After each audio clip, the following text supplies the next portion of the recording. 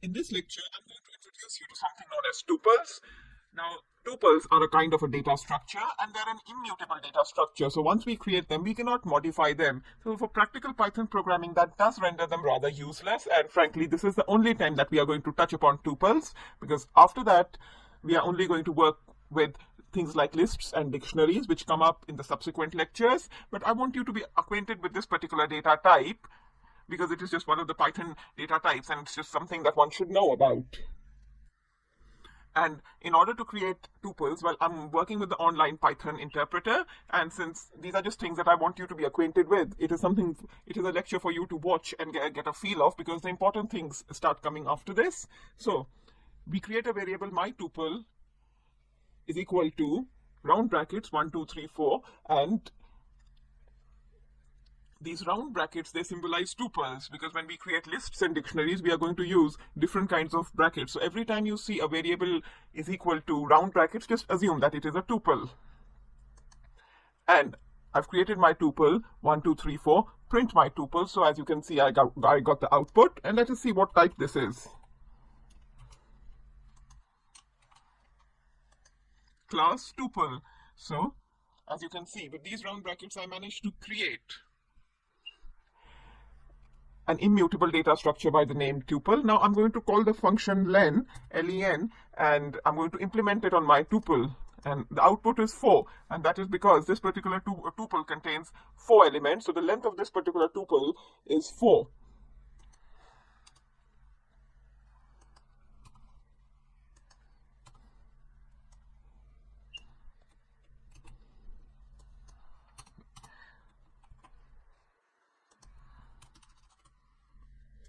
Let us just see. Now we can even create a tuple without the round brackets. So there, now the tuple has been created, and even though I did not put the round brackets here, you can see the round brackets have been put in here for me, which means that this is a tuple. And just to confirm what this is, let's just have a look. So this is class tuple. So now these are the two ways of creating our tuples. I'm going to comment out this code so it won't run, because now we want to function on some of the other functionalities, some of the other things we can do with tuples, because those are the very same things or similar things that we can do with the other data structures. So I want you to just get a feel of that. Now our tuples can have mixed data types, and as you can see,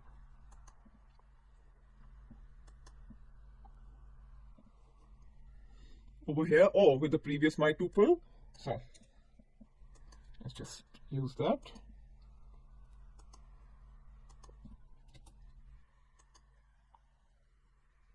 Now, what happens when I want to print the first element of my tuple? Now with Python, whatever data structure we work with, the index starts with 0. So the index starts with 0. So the first element, 2, is actually at 0. 5.5, which is the second element, is at 1, and so on. So let us just see. Let us just print the first element. And I get the 2.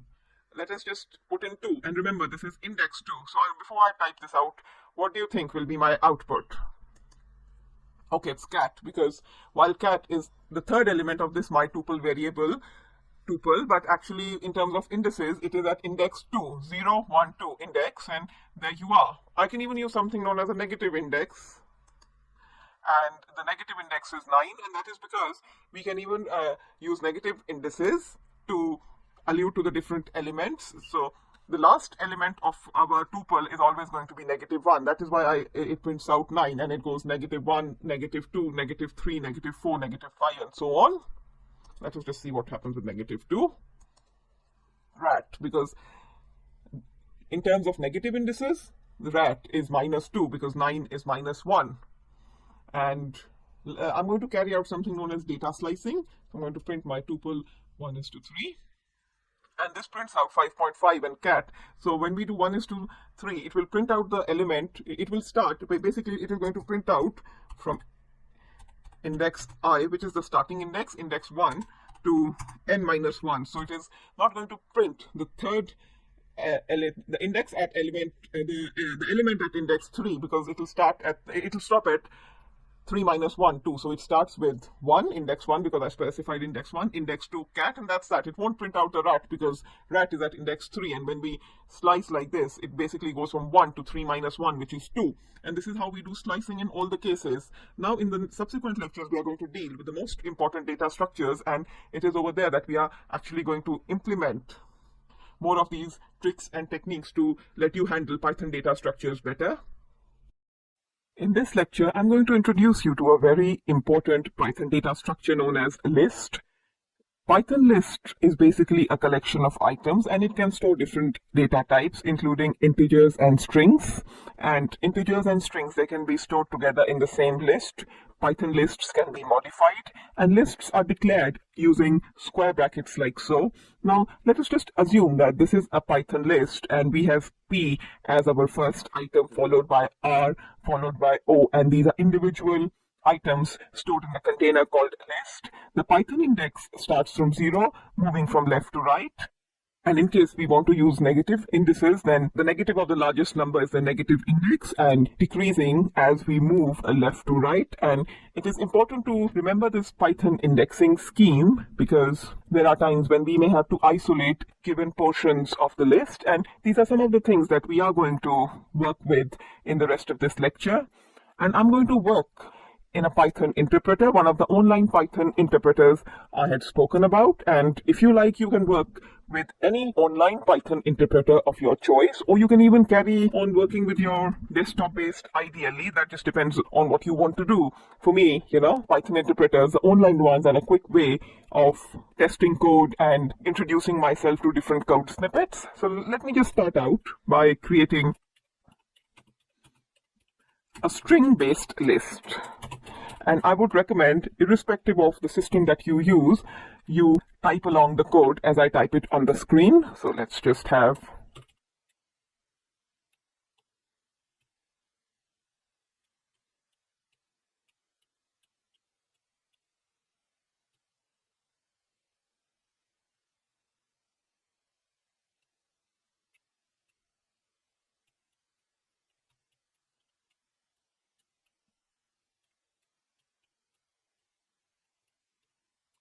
I do need to print out the variable which stores my list. So this is my list, which I declared using square brackets. It comprises of 4 string items, and the bespoke list has been stored in the variable called mfood. And if I want to see the output, then I will have to print the variable mfood. And before I do that, actually, let me just create a numerical list as well. Again, square brackets.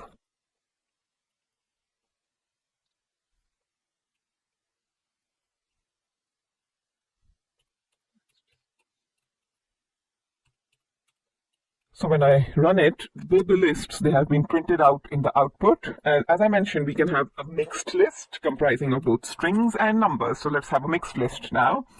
Let's just give it the variable name mix, square brackets again. And let's have 4.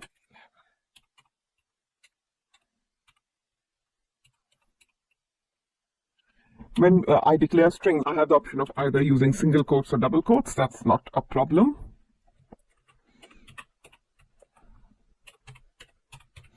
Again, I do need to print out the variable storing my mixed list, and it has been printed out like so.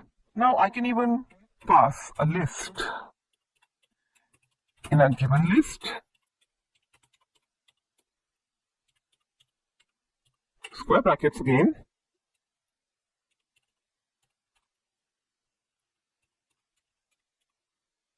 Now I'm going to pass in this particular list, this numerical list that we created before, and it has been stored in the variable nos. So I'm going to say nos, and I'm going to print this thing out. And as you can see, the list that was printed out, this 4th list, it contains another list, and this another list are basically the variables present in the list nos, and it has been included as another list item. And these are some of the ways of creating lists with either strings or numbers or both, or even with other lists. Now I'm going to give you 30 odd seconds, and make sure you type out and run all of this code. And after that, I'm going to quickly show you how to create a list from the scratch.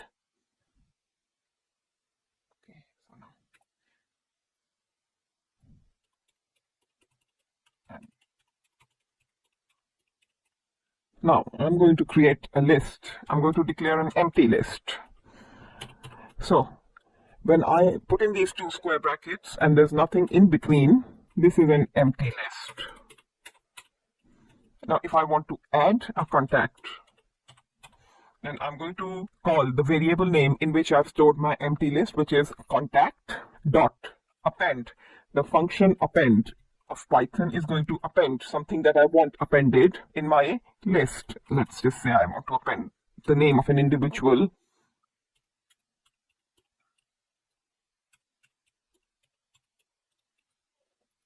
So now I have a list. I created an empty list with dot append.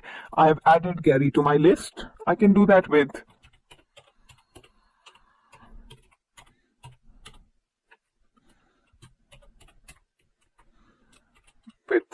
another item, another string-based item, and as you can see, now my list, it contains two string items, Gary and Mary, and I've added both of them to the previously empty list stored in variable contact by using dot append, and you can do the same. Dot append is not the only way of adding more items to a list. Say we want to add several items to a list.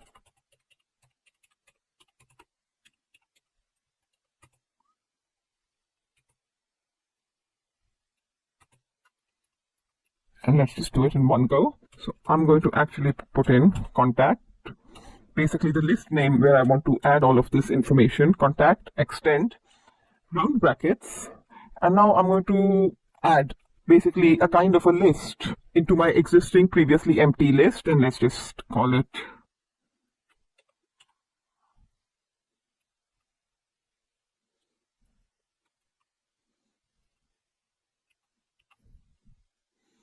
let's just type this here.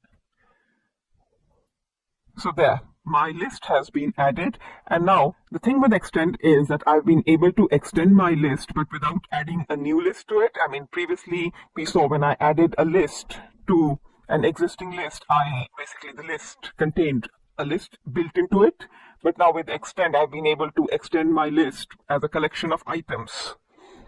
I can even go and insert items at a location of my choice, because the thing with extend and append is that whatever is going to be added in, it is going to be added at the end of my list. So let's insert something, insert item at index 2, which means contact, insert. So I'm going to use dot insert, specify the index where I want to add this particular item, and let us say I want to add the item, a string item called Molly.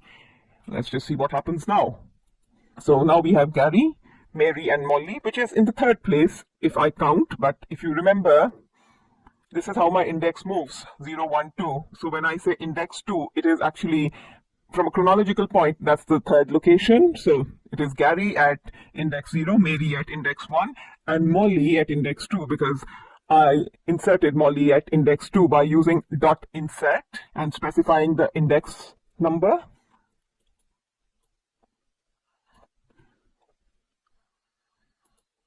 To remove all this for later use. And now if I want to delete items from my list, so let's just create another list with numbers.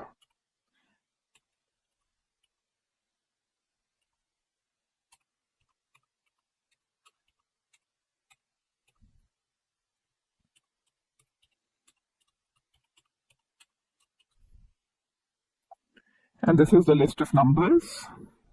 Suppose I want to remove number 14 from my list. I don't want it anymore. So I'm going to call the variable storing my list, which is nos2 dot remove. And I'm going to specify the number I want to remove.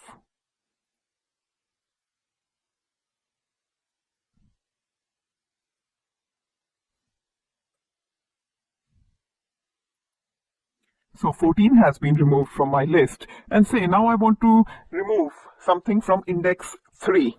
Remember index number 3, then I'm going to again call the variable storing my list, which is numbers 2. I'm going to use del to delete a certain item from list, and this is the variable storing the list, nos2. I want to remove the item from index 3, so I specify the index number, index 3, And before I go any further, do you want to take a guess which number is going to be removed now? Okay, just take a guess. Run. Okay. 26 was removed because it was again at index 3, which is the fourth place. And there's one more thing we can do. Suppose I want to remove an item from the list and store it. For that, I'm going to use something known as pop.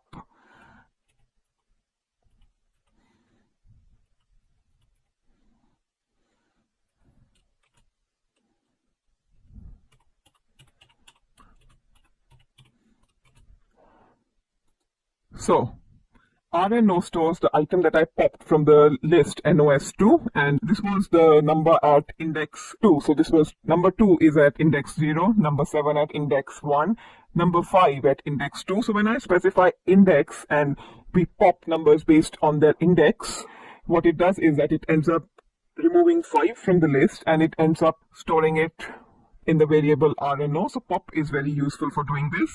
And needless to say, we can even print out individual list items by specifying the index. So if I just go back to here, if I want to print out the first item in the list, NOS2, then I'm going to specify 0, and it prints out 2 for me.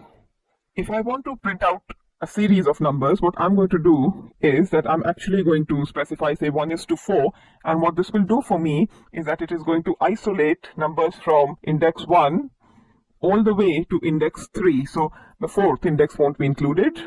And as you can see, I have isolated numbers at index 1, index 2, and index 3. So I'm going to introduce you to something known as dictionaries. And dictionaries are a data structure in Python, and a rather important data structure that store data as key value pairs. You are already looking at a dictionary stored in the variable dict, and unlike list and tuples, we declare dictionaries using curly brackets, and you can already see that. Now, unlike the previous data structures, you can also see that every comma is separating not one but two values. So what is going on? We have a value, colon, another value. The first value is the key and the second value is Tokyo, is the actual value or the actual data that we want to enter, because dictionaries, they allow us to enter our data or the values and provide labels or keys. So in this case, my key is Japan and the value is Tokyo.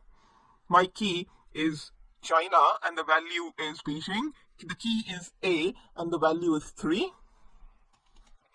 We can store more than one data type in a dictionary.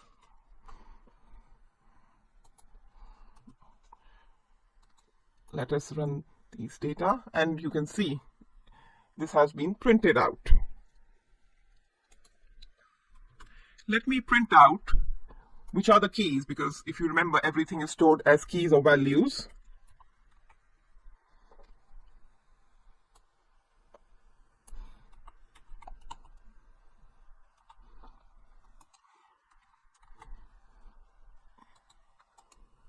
The keys associated with my dict are Japan, China, South Korea, North Korea, A.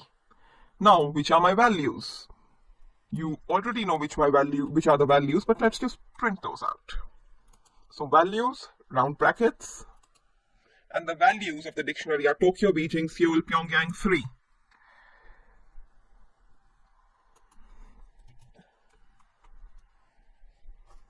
Now, dictionaries are mutable and they're enormously important when we want to store labeled data, and we are going to work a fair bit with dictionaries further on in this course, but in this lecture we are just going to get a very brief introduction to dictionaries and a general feel of what dictionaries are. So, how many key value pairs do I have in my dictionary?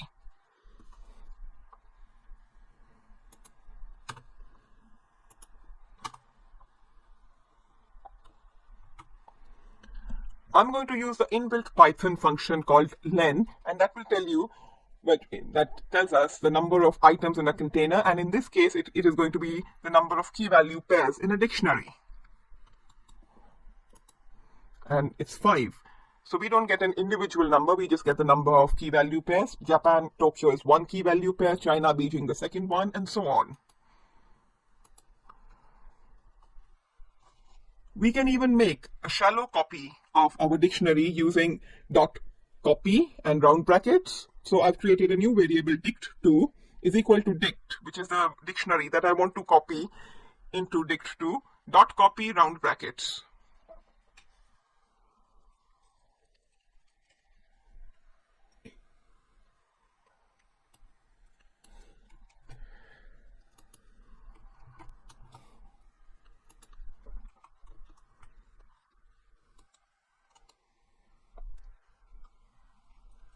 So my original dictionary has been copied into dict2. Now I want to delete A because it doesn't make any sense here. I'm going to use del, then specify the dictionary from where I want to do the deletion and specify the key that I want to delete.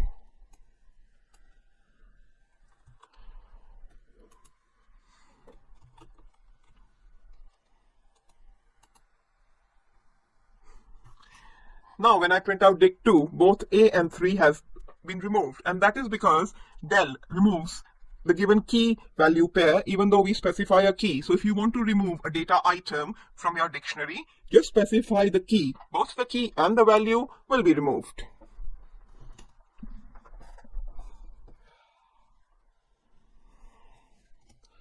Now I want to add a new key value pair to my dictionary, and the schema for doing it is we specify the name of the dictionary we want to make the additions to. Square brackets, we specify the key name. If it's a string, then it's going to be in double quotes. If it's a number, then we won't use double quotes, and the value.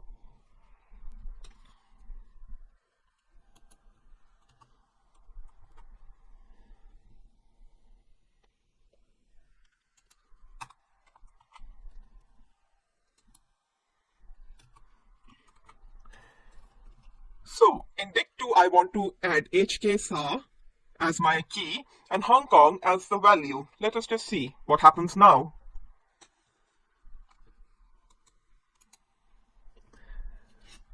There, I get Hong Kong HK as my key and Hong Kong as my value.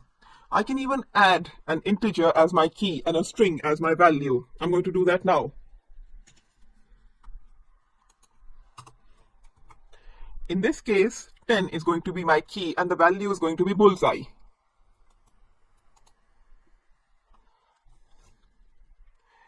So I've added another key value pair to dict2 after Hong Kong, and that is 10 bullseye.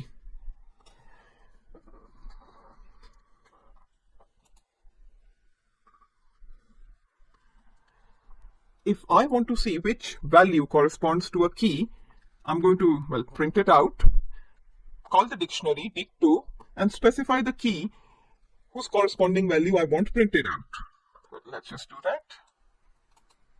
And it tells me the value corresponding to key to 10 is bullseye. Let us see. Corresponding to China.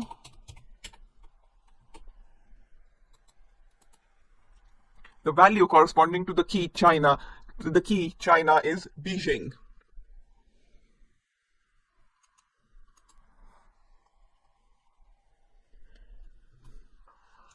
I want to see if a given key is present in my dictionary or not. So I'm going to actually make use of in, which is a defined word in Python.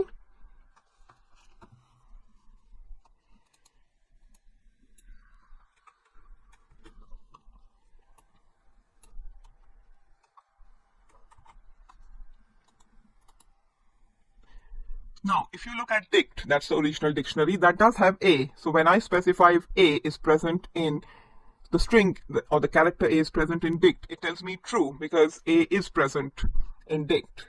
Now, if I want to see B, there's no B over there, then it returns a false. I can even say if something is not in a given dictionary, then I use this not in, and this will return true because B is not in dict, and so on. I can even sort out the strings of my dictionary, the key strings, using sorted, using the inbuilt Python function sorted. And then we get China, Japan, North Korea.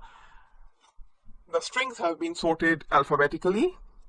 And these are just some of the basic things we can do with dictionaries. And in the subsequent lectures, we are going to use more of dictionaries. And that is when you are going to realize all the things that dictionaries can do for us. In the meanwhile, I'm going to move on to the next lecture and introduce you to functions.